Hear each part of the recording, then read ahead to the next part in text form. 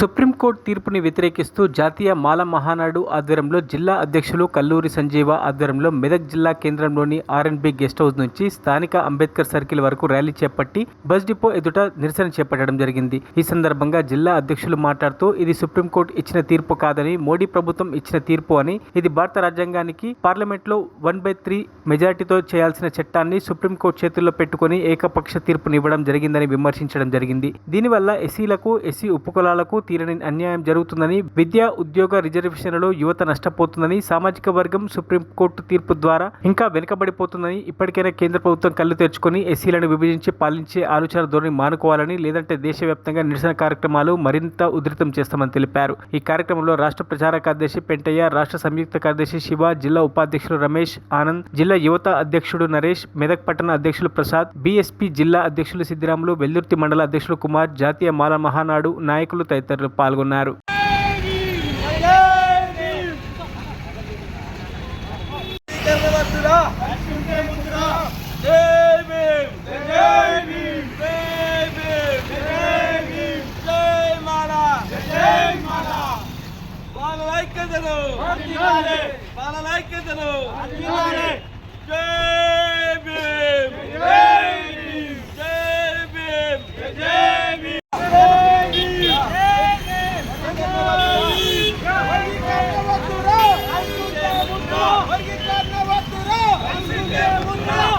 మరిన్ని అప్డేట్స్ కోసం మా ఛానల్ని సబ్స్క్రైబ్ చేయండి.